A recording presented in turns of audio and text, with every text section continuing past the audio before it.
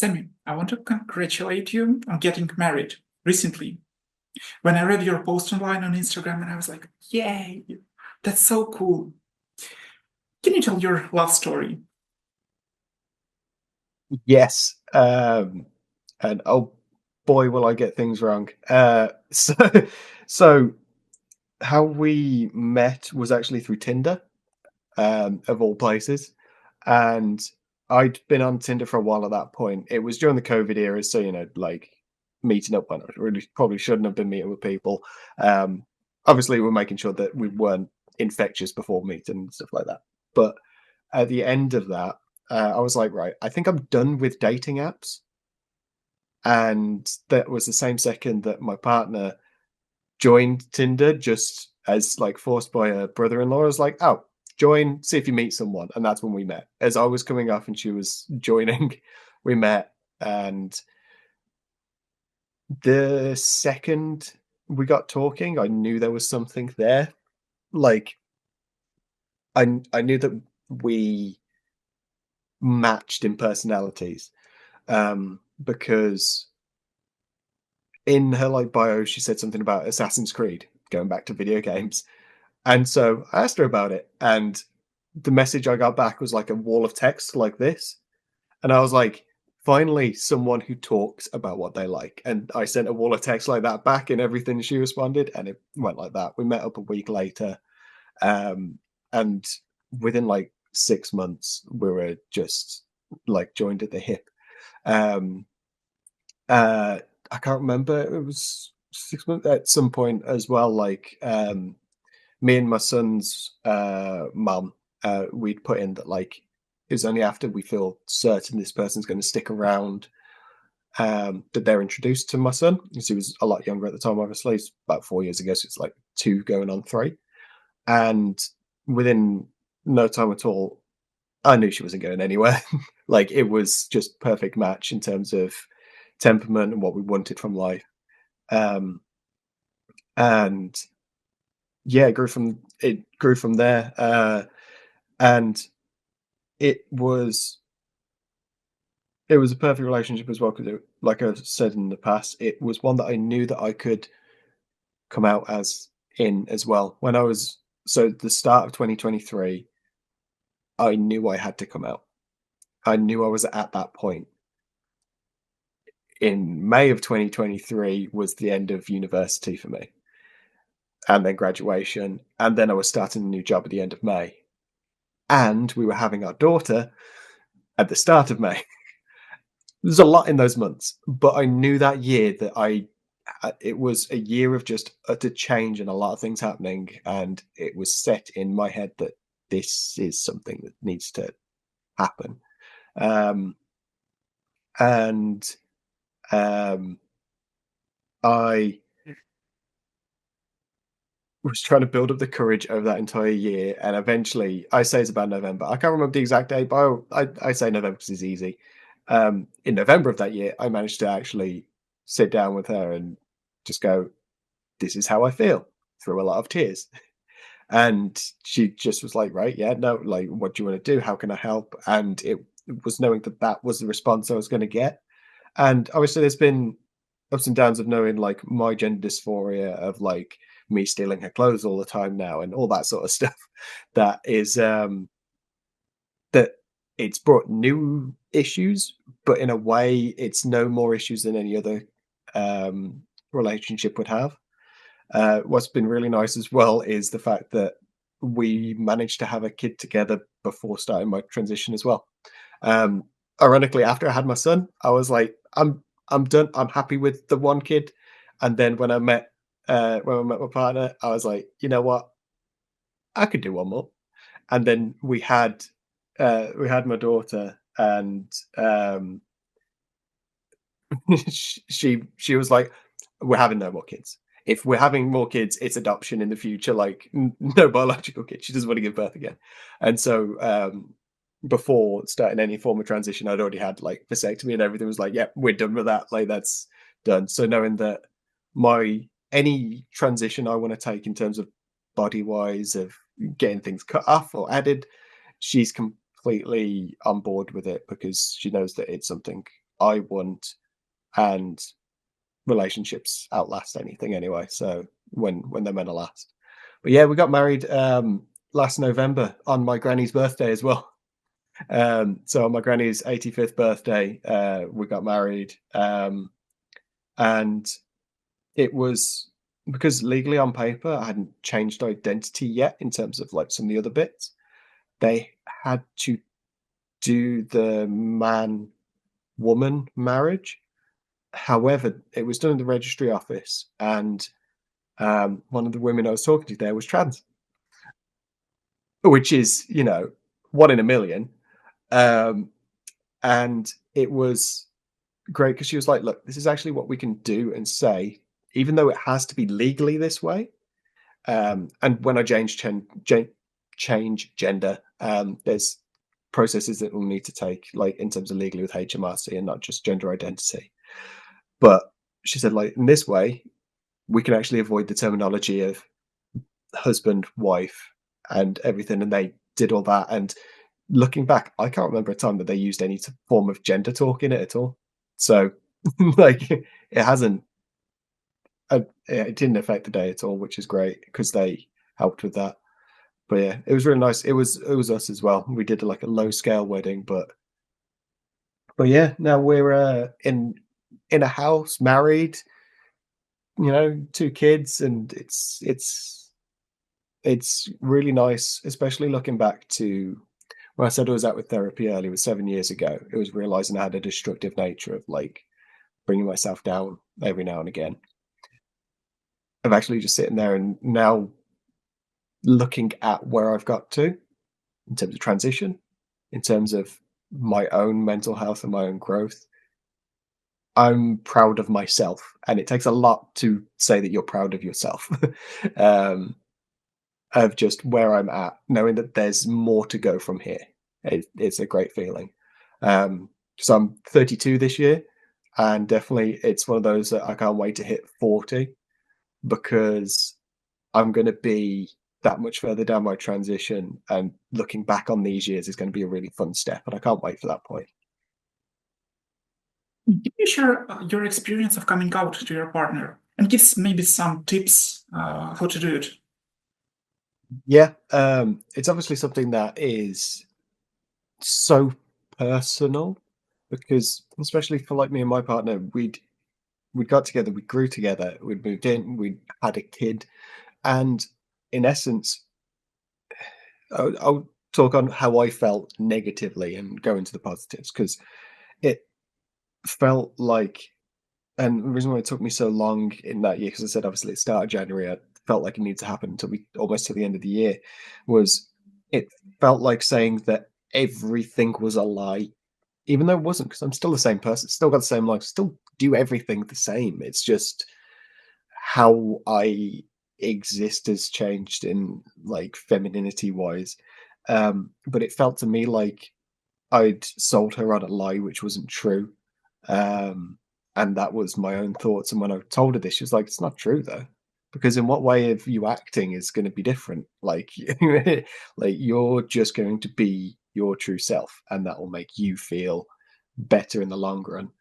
I wish I'd have just come out earlier in the end because I got very stuck in my head about it. Well, basically, it came out as almost an accident as well because we were talking about a whole bunch of other things, and we started getting talking on my brother-in-law, who said he's a trans man, and talking about his courage. And then I was like, "Oh, I wish I had that courage," and it just that was the floodgates that caused it to open. Um, but it really is such a personable experience, and sitting down with your partner to start that conversation, of take that first step of going, this is me. It's no different to who I am internally and who you've grown to love, hopefully. uh, and I just want to make sure that you know the full me. And um, the thing that I really struggled with in terms of relationship wise as well was, what did that mean for the future? Because after she was like, "Yeah, no, we're not going anywhere. Like, we still have our daughter, we still getting married."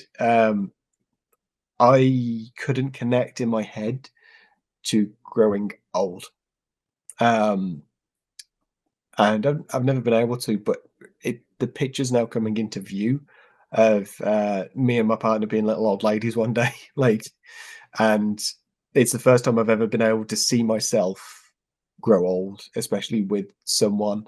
Um, and it's not, at least in my experience, it wasn't a one and done. I'm out. This is it. Like, oh, and everything's perfect. It's no, we've had our ups and downs. We've had issues. Um, in terms of transitioning, less so, but just in terms of relationship stuff, it's the same issues like most people face, and it's still coming to the table as myself now and understanding my own dysphoria and my understanding my own mental health issues so much better now than I did before means that I can be a better parent and partner in the long run for the relationship. Are there any mistakes that other trans people have to avoid while coming out to partners? Honestly, couldn't think of anything that would really stand out. In essence, it's a talk between you two, right? Yourself and your partner. You would know if your partner isn't supportive of that thought, and that's a whole other topic, issue, and talk to go down, which I obviously haven't experienced. But the coming out part is for you to be the proper version of yourself.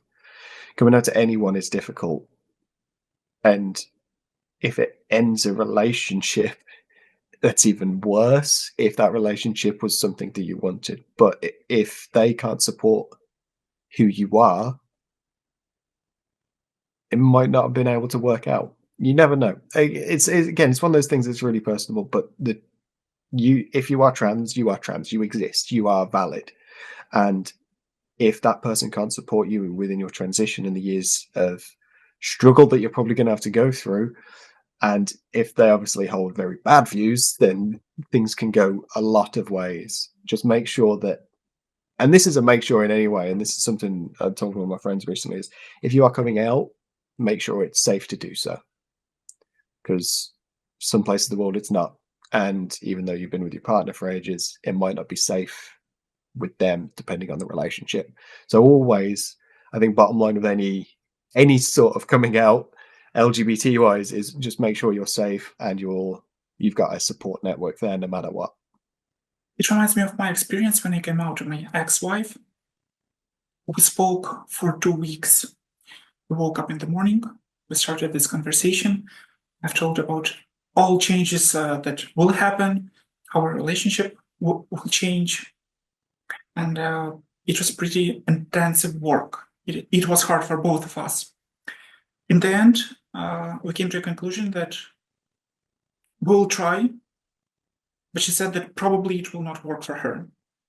And I really appreciate this honesty. I didn't have any high expectations or. Yeah, and that must have been tough as well, because like that's where I'm really happy that we've managed to stick together, and we love each other more now than ever, sort of thing. Like we've managed to get past a lot of hurdles, and it just feels the main struggles just seem to be out external pressures rather than pressures within the relationship. But that, like I said, when I said about the way we got together, knowing who she was off the bat and knowing how I was already thinking, I think helped us line up as well. It was really such a chance meeting, because I knew that I had a feeling we'd stick together no matter what. And like I said, it was just all this whole, I felt like I was lying, and it was nice to have that support on coming out. Yeah. Let's talk about sexuality. You started your relationship as heterosexual couple, now you're lesbians. What about sexuality? Has it somehow changed for you and for your wife? It's always such an interesting topic, because I've been asked before, do you define yourself as a lesbian couple? And we've both answered, we don't define our relationship that way. We don't sit there and go, we are a lesbian relationship. We're definitely a lesbian presenting relationship. We're both out together. Really funny fact is, my partner's ever been um, overtly like feminine. Like, I love frilly dresses, I love pink, I love all that, and that's not her. And so and that was even before I was like, I've always liked pink and yellows before like I started transitioning. So it was always, that image of that went round of those two girls, and one was like rainbow and one was like black. That's basically always been us, um, which is really funny that post transitioning it's the same. But we've never sort of defined ourselves as that because uh, we felt no gain in it. In terms of sexuality, though, like, so I started exploring my sexuality more, like I said, COVID era, and that really helped to break down the walls of gender norms. Because I think the way that I have said it in the past is a lot of people get hung up on their sexuality because they can't see themselves being that way. But when I realized that the self that I was seeing wasn't myself, my sexuality changed with that.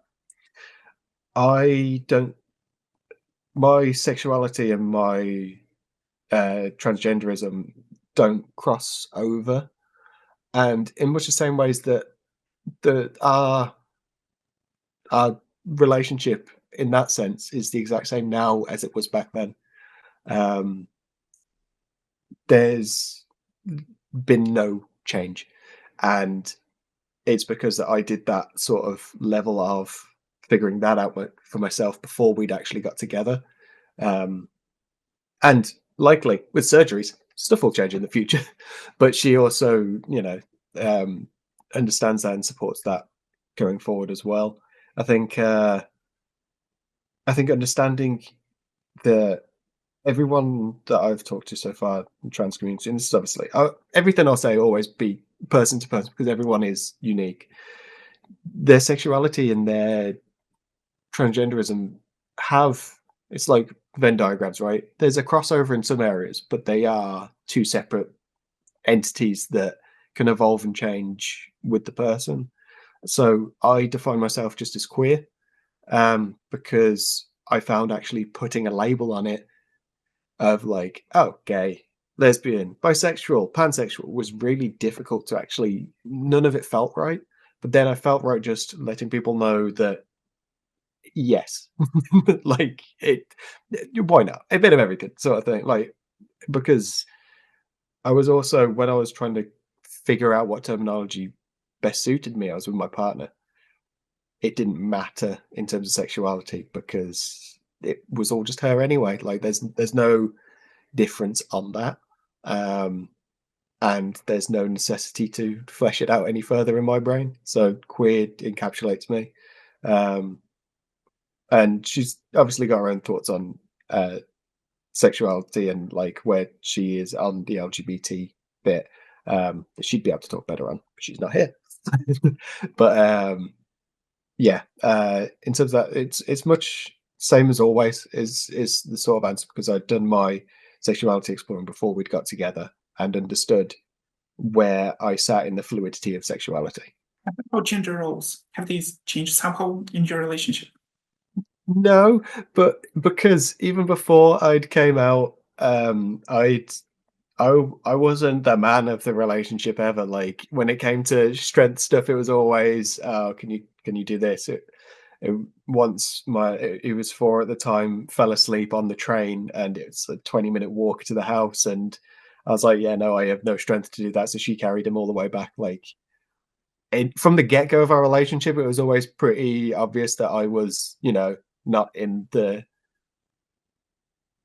more masculine. It's not even masculine, but that sort of position of like wearing the pants. She's always worn the pants. Like I like my dresses, but like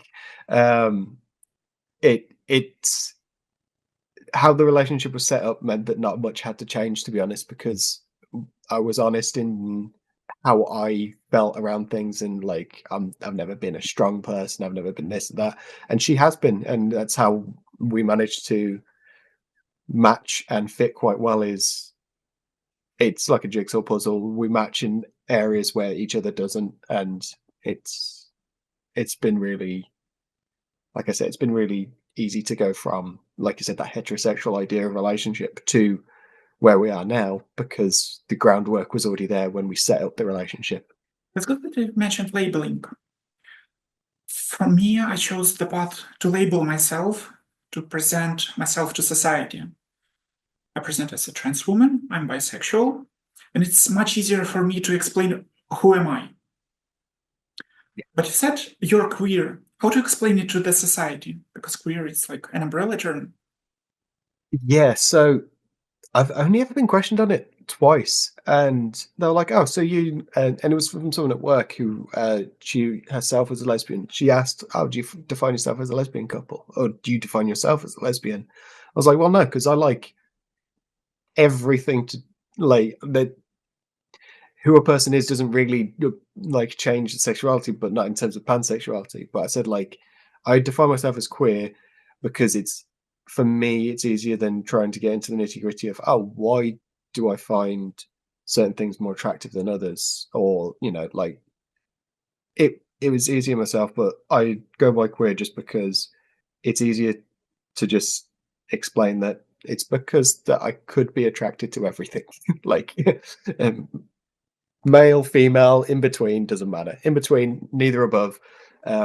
It doesn't matter. I could have fallen in love with anyone. I fell in love with my wife, and let's not stay up today. And it became like it's been really fun to explain that in terms of being married and with long term partner, because it makes it easier now, because you could just be like, in essence, my eyes are only on her, and I can take the weight off of that a little, which is nice. Um, but when I have been asked, it is just generally like, well, all of this, I found it hard, and they were like, "Oh, that makes sense," and they understand that it's still queerness, it's still on that spectrum, but in terms of where it sits, they're like, "Ah, this." A lot of people in trans communities think that they're doomed to stay alone because of their transitioning, because of being trans. Let's break this stigma. Do you have any arguments? I feel that one because that's how I felt before I met my partner as well. Was like, well, if I change, will someone accept me? And there's a reason that a lot of T for T, so like trans for trans relationships exist, is because they're so much easier than for people than non-trans for trans relationships. And this is me talking from other people's experiences they've told to me, so a lot of paraphrasing. But they found it easier to understand and start relationships with other trans people because they understood the struggles that they were going through, and they understood they didn't have to explain their journeys any further. They didn't have to explain that part. And that meant that there wasn't any groundwork that had to be set in place.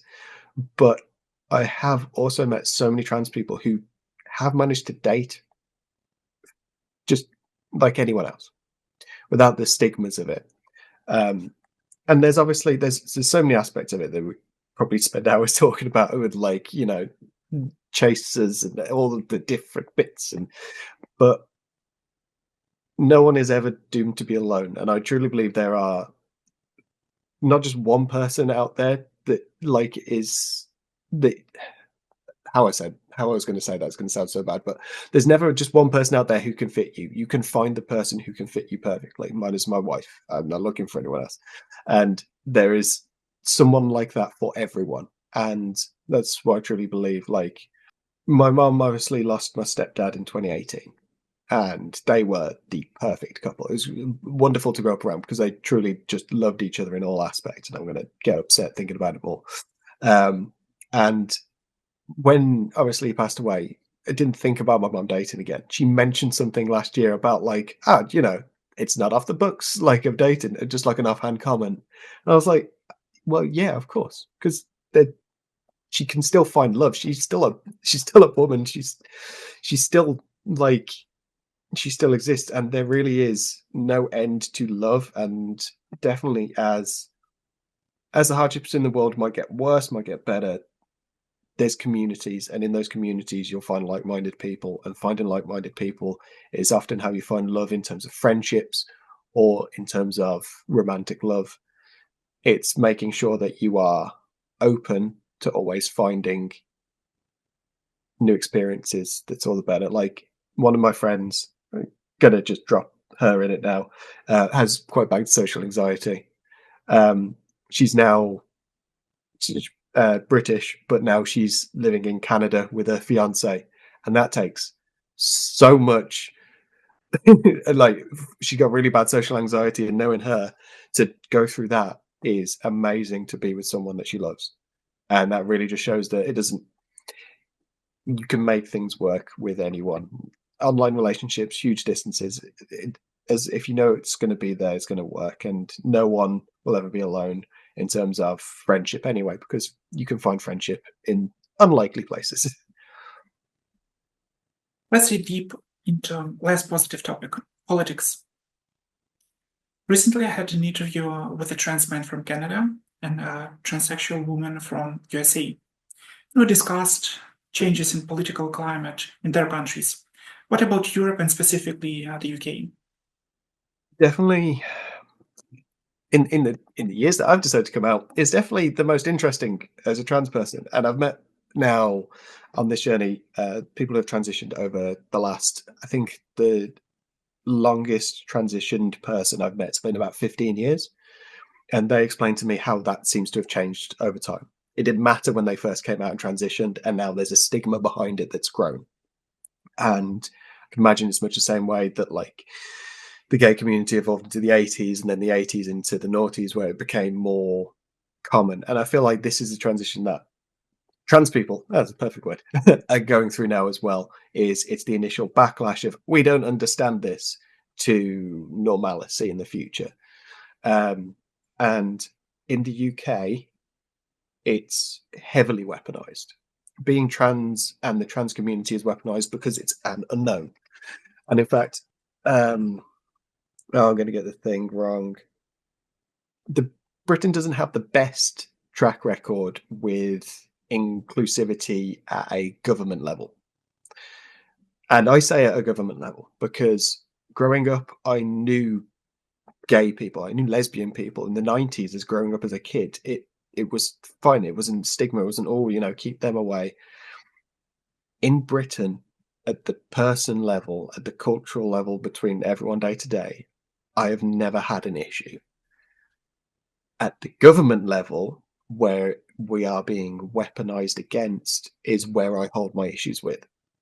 A lot of the lawmakers, a lot of the policies, and a lot of the people they're inviting to the table are bad faith actors. And that sucks, especially when we look at similar things happening in other countries and positive things happening in others, like France passing its changes to education around sex education is hopes that I'd want to one day come to the UK because our sex education is ridiculously outdated. Like it hasn't changed ever, I'm pretty sure. They'll probably still get out the slates and be like, oh yeah, look at this. And it's Britain still seems to operate under this stiff upper lip mentality that like we're better than thou and we act as one way, but it's not. We're a ridiculously multicultural and diverse nation, and anyone who doesn't think that is a bad faith actor because they don't know the country that they live in. So it's a big enough city for me to say I live in Birmingham. There's over 1 million people here. And there is such a mix of friends. And the reason why I'm pointing that way is that is pretty much, I live on the outskirts as well. So that is the whole city that way. I can actually see the center. There are so many people from different walks of life that I've met just living in this city. And it's crazy that we as just people are being weaponized for an agenda that doesn't make sense because it's the same talks and topics that were brought up in the 80s. There was, I'm forgetting the number, but there's a Section Act where it was basically don't say gay that's in Florida existed in the UK that was repealed in the early 2000s. I was 10 at that time and I'm only 32 now. It's not distant past as to a point where gay rights were like just not a thing. We can't slide back into that. We need to continue to be progressive. It doesn't diminish anyone else's standpoints of where they exist in the world. I could probably rant on this for hours, but my stance on it all is I know my MP, I know how to contact my MP in Britain, and I argue all the way up to the top. So I regularly email our health secretary, Wes Streeting, and if he ever sees this, um, to get answers, to get clarity, because there is not enough clarity and there's not enough trans people being included in the talks, as I've said before. And if I can make myself angry and loud to make sure I get heard towards the right people in government, I'm going to try and make sure of it. Before the interview, I've sent you a recent survey. I will leave the link in the description under this video. It reports that British society support social transition, but not legal recognition of trans people. Do you have an explanation for this? Yes and no. So where I think it comes from, so part of this is also non-binary, right? So I've got a whole bunch of non-binary friends who have to identify as male or female on their passports. And what they'd like is just an X, just something else, just a letter. In the grand scheme of things, that doesn't change anything, but that's the legal recognition that they're looking for. And that's not supported because it's not understood. And it's not understood because our education system is trash. The biology that I was taught in school to the biology that I've learned since then is rudimentary. It's really shocking. And I do think a lot of the problems with not knowing gender differences, not knowing sexuality differences, comes from school teachings up. I have learned so much more exploring it as my own topic and finding the research papers out there than I was taught in school. And really the way that you change people's opinions is to be educated. Now, it depends where you define legal recognition as well, because legal recognition is changing your birth certificate. In the UK, you have a GRC, gender recognition certificate, that goes back and it updates your birth certificate to align with your gender you now are, which you need a whole bunch of records dating back years to prove that you are now representing that gender. For example, because I'm still baby, I have stuff in place, but I don't feel like it's enough to get a gender recognition certificate passed because they're really scrutinous on it. All that does is it changes the letter on my birth certificate. And pretty much that's it, because I've already updated everything else. My NHS identity is female. My passport is female. My driving license, provisional because I can't drive, is female. And so the legal recognition standpoint, I don't think people understand what the legality is, because it's fairly easy to change your gender identity in the UK. Not that it's without its difficulties, but it is actually fairly easy to start the progress of it. And I was amazed because I was like, oh, I've got to wait for this. And then I started searching into it. I was actually able to get a lot of it done.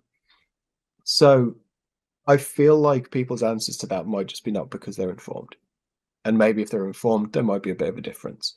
But I do feel like under that article, the in-between point of non-binary should also be looked at, because they're part of the trans umbrella and people don't understand what non-binary is at a huge level. That's the biggest actual conversation that I've had. People understand male to female, female to male more than neither or both, or like that in-between point. And that comes with education. And like I've said, culturally, and well, on a day-to-day, people will meet me and they'll understand who I am within a short amount of time of meeting me. Obviously, I deal with a bunch of people in terms of work, in terms of just socially out and about the place. There's never been an issue to them referring to me as the right gender so far. And so where's the difference in the government doing the same, of recognising my gender? It harms no one, and it doesn't lessen anyone. That's my views. Again, this is stuff I could talk on for hours because I get very heated about this. I'm very active in terms of politics space. I'm. It's less obvious where on my social medias. I'm going to actually try and bring that in soon, because politics is something I am so passionate about, and passionate about giving voices to people who can't be heard as well. And that's why, obviously, reaching out for this talk, I was like, yes, I'm happy to talk, because I can talk for hours. But that's how I feel. Before I started my social media activity, I've already mentioned it multiple times in my previous videos. I gave myself a promise to never talk about politics and religion, and I broke this promise multiple times. We just can't ignore it. It's about us. We have to talk. Yeah. And religion is such a good topic as well, because I have Muslim friends. I have Baptist Christian friends. Actually, I don't know any Catholics, but that's just my own fault. But none of them have had an issue with me. And in fact, they've been super loving and supportive since coming out. And this is where hate is taught. It's not it's not a part of something. Like, I have had nothing but love from people of faith in my life, and it's made me really happy around faith. I myself am I have no faith. And seeing people that have it, who you see it used as weaponized a lot against, communities, come out in love and support of me on my transition, has been wonderful. Like, it's gave me faith in faith, if that makes sense. That, faith is love, religion is love. Yes, you're right that you feel safe in the UK as a trans woman. Because online there is such stigma that UK is definitely not the best place for trans people.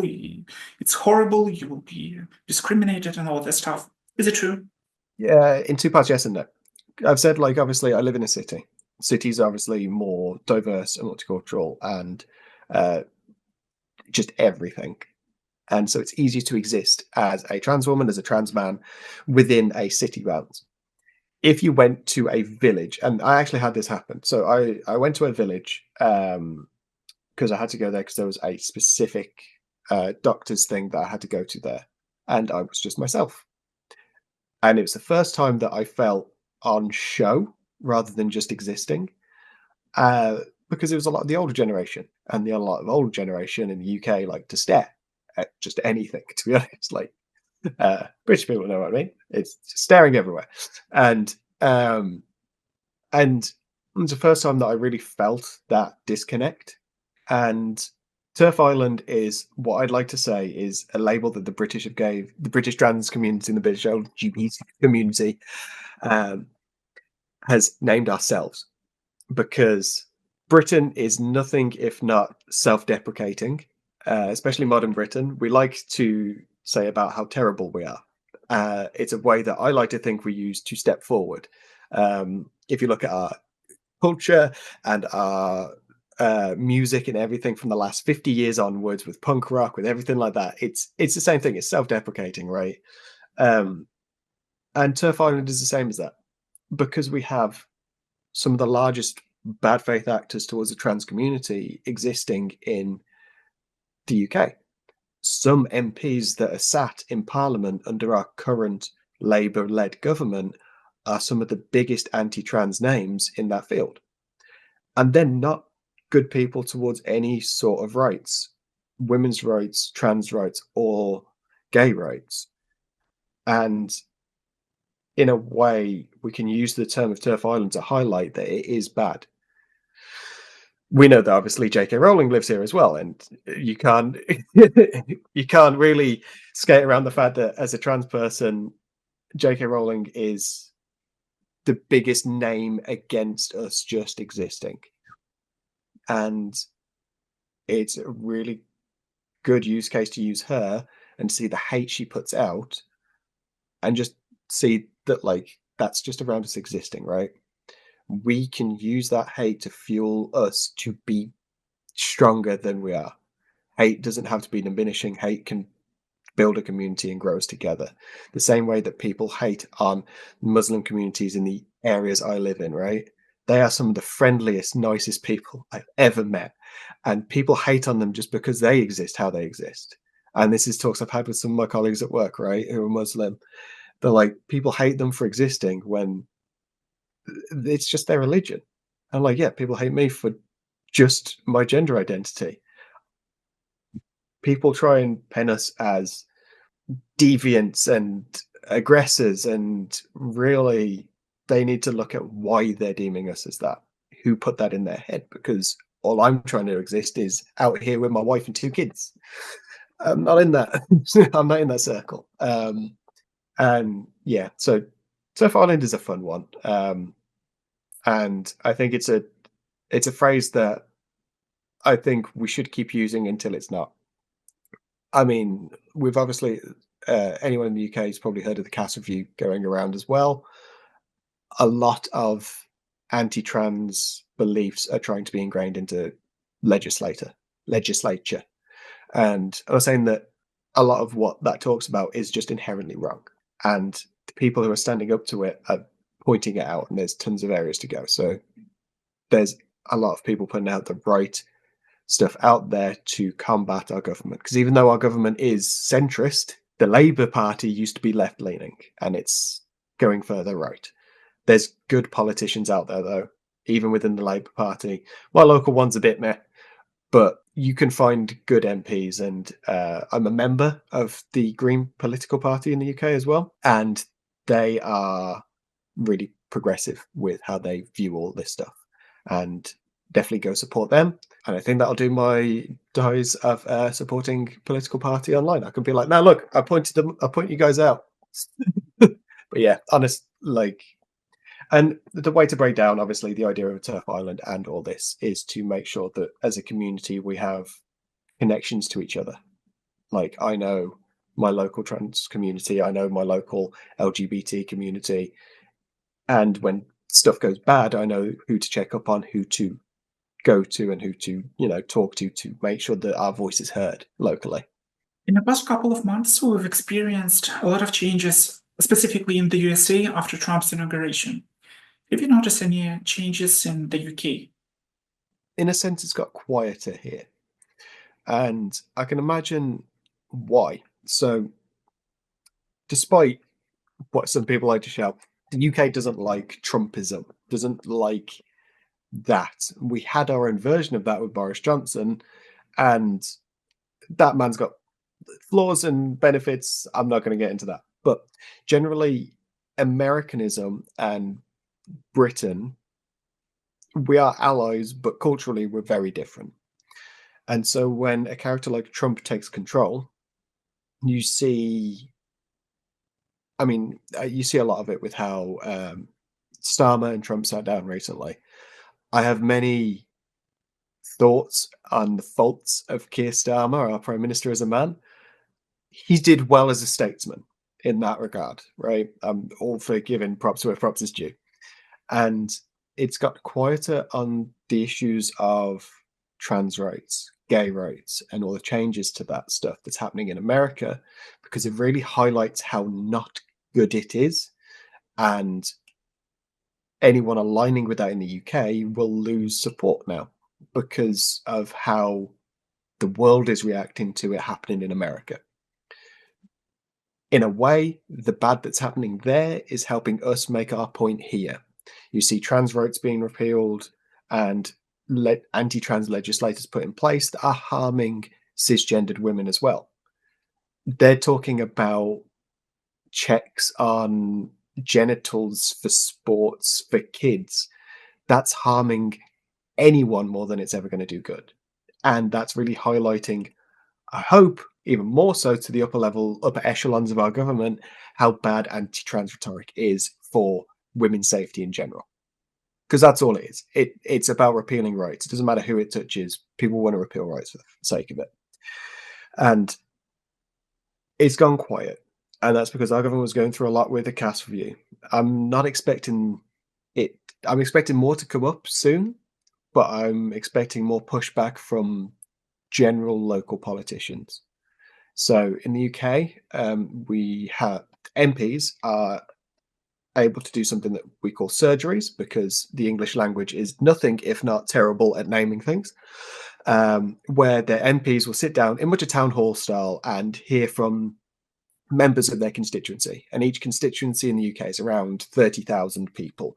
I think I'm wrong there. It's like 30,000 to 70,000. There's like a mix. And it's basically them there ready to hear what their constituents have to say.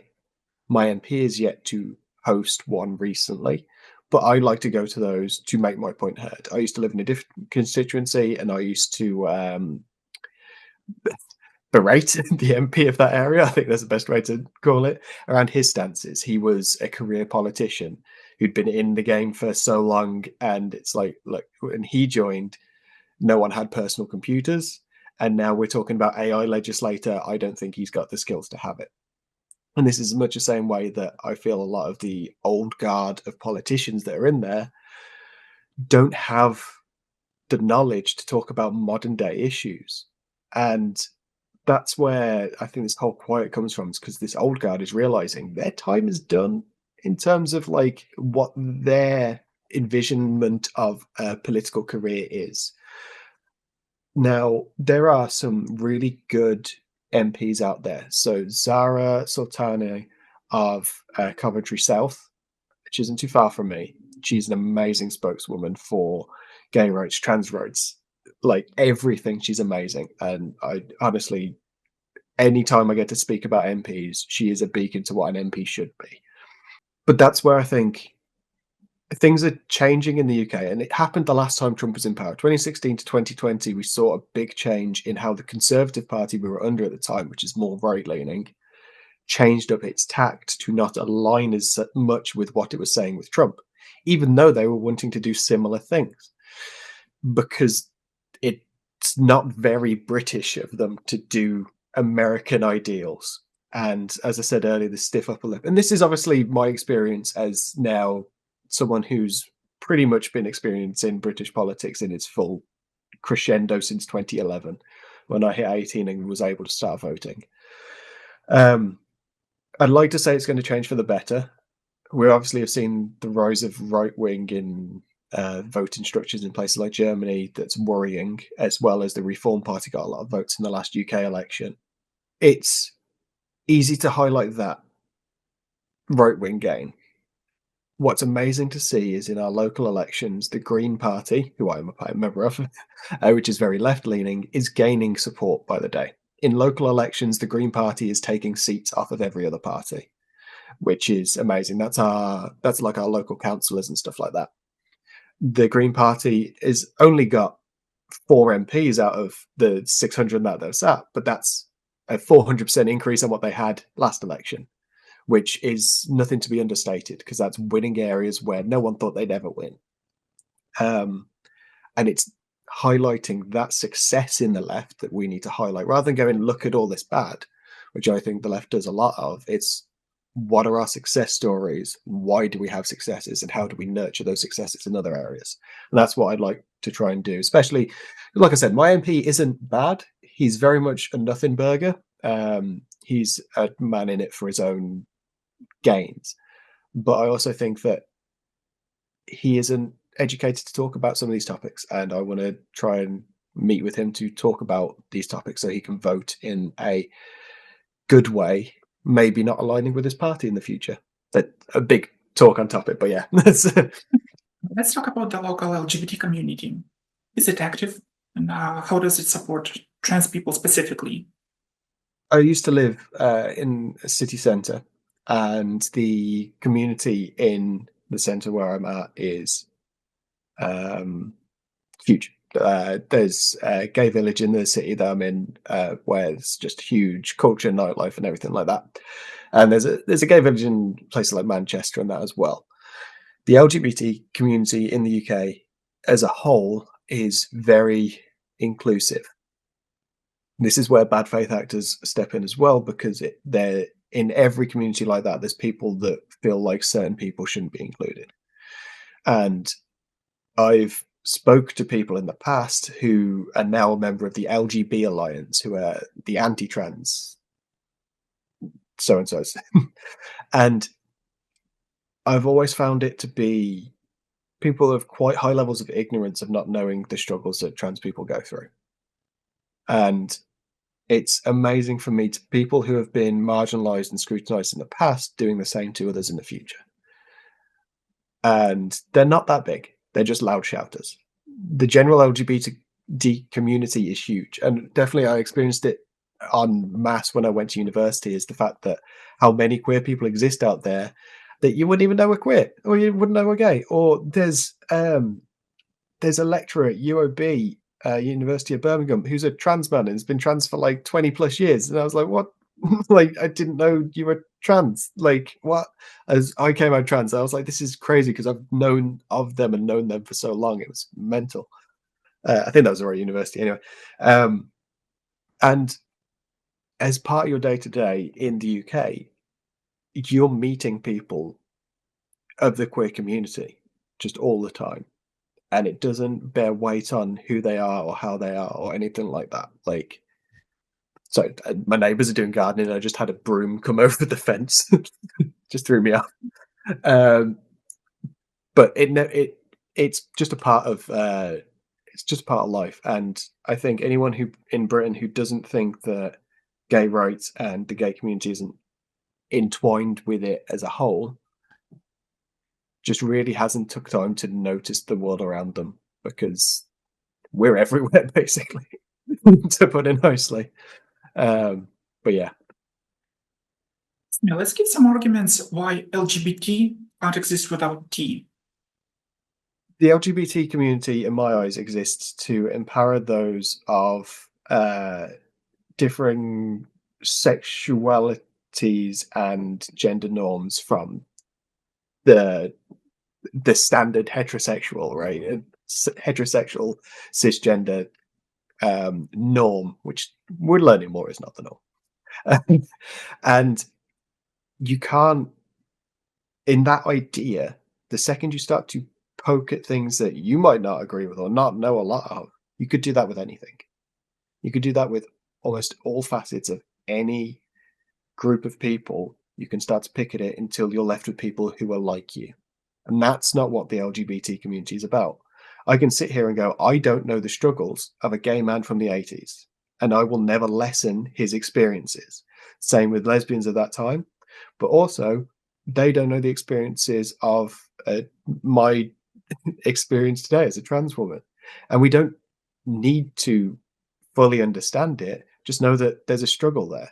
And that makes us a community. That makes us aligned. And that makes us, a part of the whole. What would be great is in the future an LGBT community not to exist because it's just the world, right?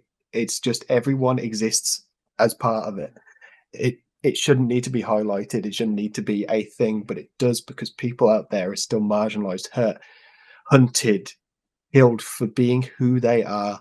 And you can't start that journey of inclusivity by not including some people.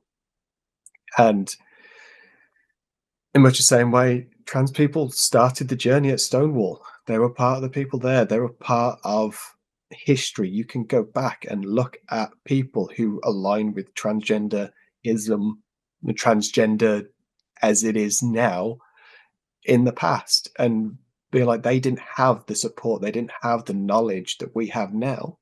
And if they existed now, they'd be with us. They'd be a part of this community.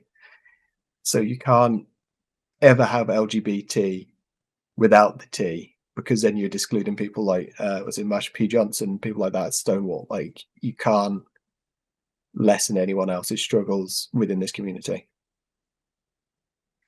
Let's talk about NHS, National Health System.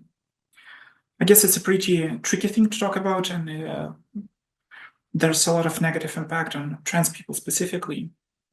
Can you tell about your struggles and how does it look in general in the UK?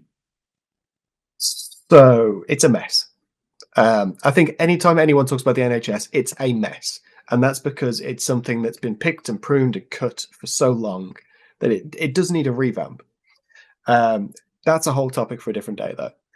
In terms of transgender healthcare, that's been slashed over the last 5 years. And that's access. So there are, I think, 4 transgender health clinics in the UK. UK is pretty big. I have to travel to Nottingham, which is double digits miles away, probably like 50 miles. I don't drive, so it's a bit ambiguous when I get trains. I'd have to travel to Nottingham to go to that transgender health clinic. So I had to join a waiting list to get seen by that health clinic, and I've had to go private since, because it's now been so many years of it just not progressing. The wait to get on that wait list for myself was 16 months. I am now on the wait list to get seen. And now, luckily, with my job and everything, I can afford the private health care side of it. Like I said, I've booked in this gender incongruence meeting so I can get it legalized. But then what will happen as well is the NHS will not see certain people who have done medical services that don't align with NHS guidelines. So the best way to sum that up is trans community. Everyone has heard of the gender GP, right? It's the quickest way to get hormones, and it was what I was going to originally go with. However, that means that then the NHS will never pick up my care as a trans woman because I received hormones before I got the gender recognition. And you see in the struggle here is so many people will jump on that and then be cut off of services in the future. And this is where there needs to be massive reform. One of the areas. And so I was like, right, I want to make sure that in the end I pay hundreds towards my national insurance. I want to make sure that that money comes back to me. So I want to make sure I align with that so that I can benefit from that in the future.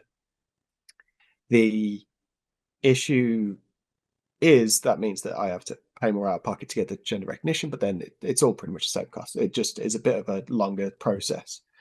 There was a big stigma that came around the NHS of transgender surgeries for minors, as seems to pop up everywhere, which isn't happening. So I can speak on this from my brother-in-law's point of view as a trans man. He's 18 this year, and he was meant to start hormones recently. He now can't until he hits 18. They're wanting to push that back to 25 in the UK under the CAS review. Now, saying that someone under the age of 25 doesn't have the right thoughts to control their body starts to set a really bad legal precedent for a lot of things. Because then, what, is a woman not allowed an abortion because she's under 25 because she doesn't know her body? It starts a really bad precedent of saying that an adult isn't right in their own minds until the government says it is. And there's a whole bad precedent on that. But generally, those surgeries to minors weren't happening. They were getting puberty blockers at most where they could, but you still had to go through the 2 years of therapy. You still had to go through all of the steps and processes beforehand and signed off by a doctor. It wasn't being handed out like Skittles. And it's the same thing that led to Brexit. Is there was a whole bunch of lying and a whole bunch of like misconstrued facts that were like, look at all this that's happened, and none of it was true. At face value, it was none of it was true, and it was all used to push an agenda of anti-transgenderism, which has affected changes within the NHS. And this is where we can really highlight that the government we've got now is just a different shade of the colour of government that we were before. So the Conservative Party was blue. Now we've just got the red Conservatives, because a lot of the stuff that the Conservative Party rushed through to block trans healthcare is still in place over half a year on from this government coming into power. It's the same people running the system, and you only make major change when they realise they're in the wrong. But yeah, there's a whole bunch of issues with it. I do truly believe the NHS is a good thing. I have benefited under it, and I pay into my national insurance for my pay. And, you know, if I, from after this call, go break my leg, sure, I might have a long wait time, but I don't pay anything to get my leg fixed. But also, if my mental health fails, I get that seen to as well. And at what level do we start to say, like, oh, the NHS shouldn't cover this? Isn't it? The NHS was set up to help everyone. And starting to draw a line under the sand of people is bad precedent, and that's where the NHS starts to come apart at the seams. It needs reform, but it's a good thing. And people who try and say it loses X amount of money a year make that same argument. Does the army lose the government money a year? Because it's the same money. big talking topic, but that's my 2 cents on it all. Yeah, and that's what I've experienced as well today. And what is the average time for trans people to get hormones? I couldn't really tell you because it's been such a difference between everyone. So myself, I am hoping to start hormones at the end of April. It's been a long battle. I was really hoping to be on it this time last year, and that's the bit that's killer because after so long, you get really knowing that something's there that you know will help, and it just keeps moving away. Really starts to negatively impact your mental health, but it's sometimes a good few years wait for people from sending the initial letter through their GP to getting the right healthcare. It's a couple of years. I think there was a study that said 5 years, but it's all fluid. However anything happens, I'm still going through the NHS paths, even though I'm going private as well. So what I plan to do is actually publish what that path's like from the start date. I've got it all written down somewhere from start date to receiving hormones and everything that happens beforehand to sort of highlight the journey and progress so I can take it to legislators and go, bit crap in it. I was lucky that I had opportunity to go through informed consent system, and my path took only 2 months of getting through a psychiatrist, endocrinologist, doing all blood tests, and all the stuff and buying hormones. But on the other hand, I'm paying for everything from my own pocket. Hormones, anti-androgens, surgeries, all procedures, everything. Obviously, it's pretty pricey, I think. It's expensive. And Yeah. and it hurts. It really hurts. Yeah. Yeah. So send it out just for this first thing, and it's like £500 to this, and I'm like, this is a 50-minute meeting. Every minute of that is £10. I'm like, oh. Sammy, and every single interview I end with the topic of hope for our community. Let's talk about that. Is there any hope? So much hope because it's around conversations like this, right? Where we've had different experiences, but there's something that unites us. And that's the same with everyone who's LGBT. But it doesn't end with the gay community. There's something that connects you to everyone around you. And this growth of hate and this hate rhetoric that seems to be going around the world is trying to pit people against each other and the pure fact that people benefit from that elsewhere. So if you see people acting out in hatred, they're being utilized by another subsect of people. The best combat of that is talking, love, acceptance of everyone around you.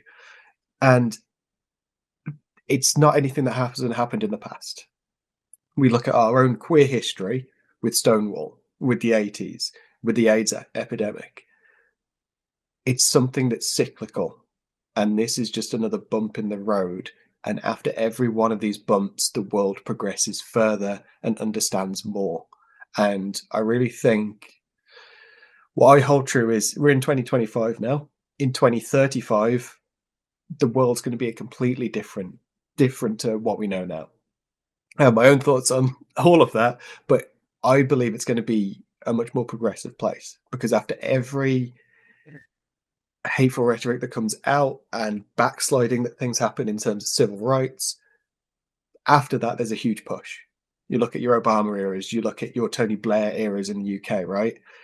Tony Blair came in after a huge conservative government had took control for so long, and then gay rights were brought in under this left-leaning party because it benefited everyone. And it's that you got to hold on to is the fact that right change has happened in the past. It will happen again in the future, but it only happens if we make sure we're in these conversations. We shouldn't let other people dictate who we are. I'll talk about my experiences. I know so many other people have different experiences, and it's only by sharing those experiences we move forwards. But yeah, there's so much hope out there, and even though I've came out in probably one of the worst times for trans people in recent history, I found nothing but love and support and acceptance, and literally, we're all here for anyone who's scared to come out. If it's not safe for you to come out to your family or anything like that, you've got friends, you've got people online who you can lean back on as support from the community. Sammy, Yeah. thank you so much. Thank you so much for this honest, open talk, for your visibility, for taking part in this project. I guess it's very important to educate other people, to tell about our experience, about our diversity. Thank you for your time. I really appreciate it. No worries. Thank you too. It was a really nice talk with Sammy, a transgender woman from the UK who recently got married, who has 2 kids, and who is a member of a political party. She shared her own experience of transitioning and living as a trans woman in the UK. I guess it's the only possible way for our community to navigate during such turbulent times. We should talk openly and freely about our experience. We should tell the society that we're no different from anyone else. We live, we love, we cry. I never saw aggression as the right way for our community to move. We can't change the society overnight because we're a minority. There are less than 1% of transgender people. The only possible ways are empathy and kindness. It's an incredibly hard work and it will take us a lot of time. But any member of our community can take an active part in it. If you are safe and confident, tell your story to others. Share it with your relatives, with your friends, colleagues. And if your story is unique and you can share it publicly, I invite you in my project. I'm looking for professionals who are working with transgender people, LGBT community activists, and active members of our community. If you're interested in it or know someone who does, you can send me a letter on my email. I will leave it in the description under this video. And as always, if you find value in my content, want to support my work, or just say thank you, please consider donating to me on buymeacoffee.com. It's a small way to help me continue creating these videos and covering the costs involved. Thank you for being with me and Sammy. Please subscribe, hit the like button, and see you soon in my next video. Bye.